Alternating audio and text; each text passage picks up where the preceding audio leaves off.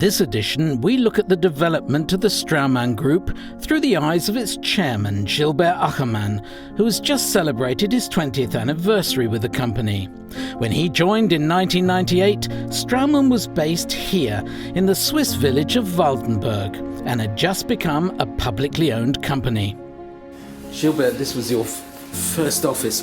What was it like working here? Well, quite honestly, it's been a culture shock coming to Waldenburg.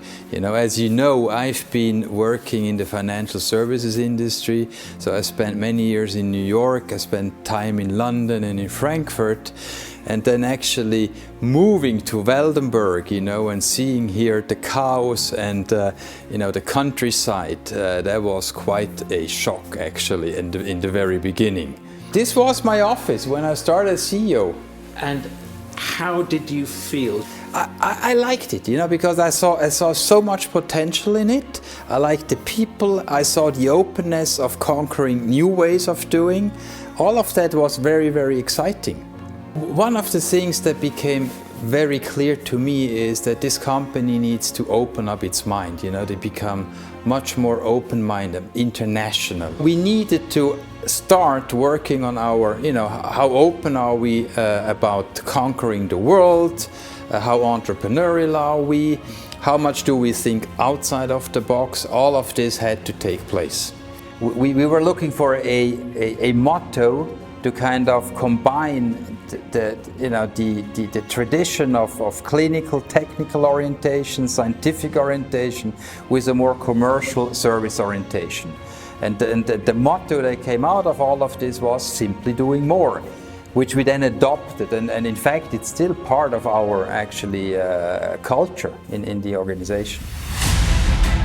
As the millennium dawned, we transferred the production to a new factory in Villeret and moved our headquarters to Basel in 2004. To penetrate the key US market, the company moved to a larger facility, where it opened its first implant production unit outside Switzerland. Elsewhere, Straumann focused on gaining direct market access by acquiring its distributors. It also entered emerging markets like China and Russia.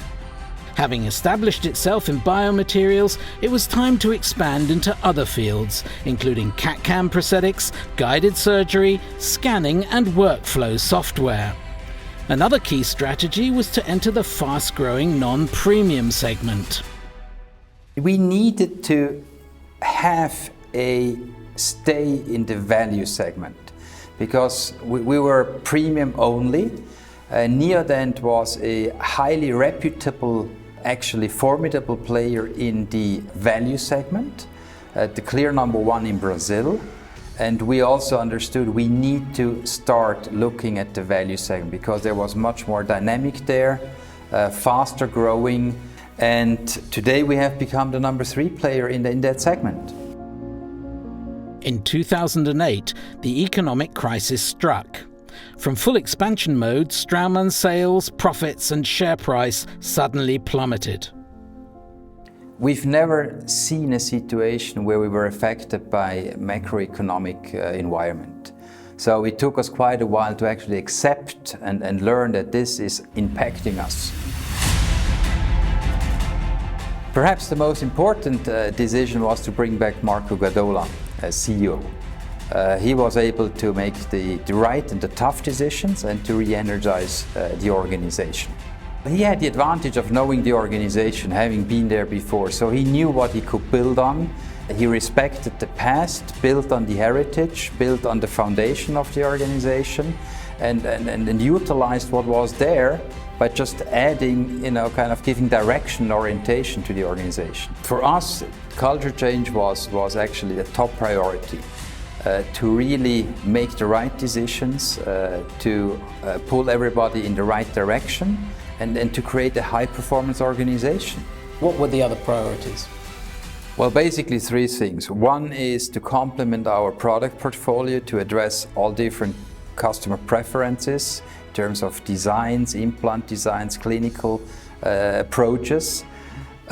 Also to branch out geographically So in those markets where we haven't been direct, to get a direct access or actually also add distributors.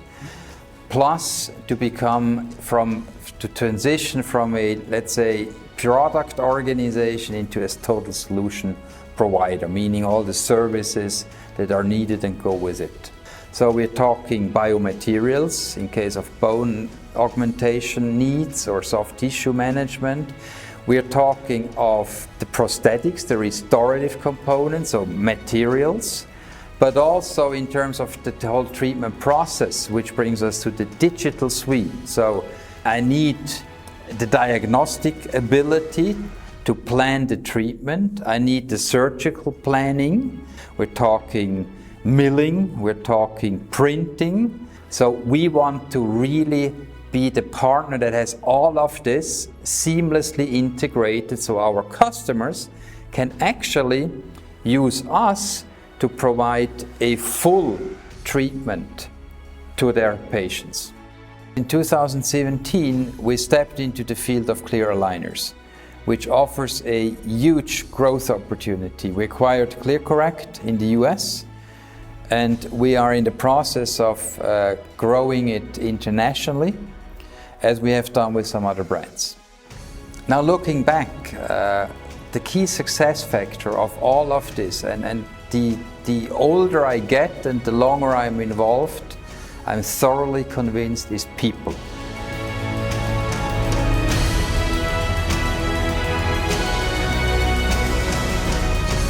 It's all about having the right people that have the right mindset, that have the right ambition level, that are entrepreneurial, and you give them the freedom to exploit the opportunities, and then you're gonna win no matter what.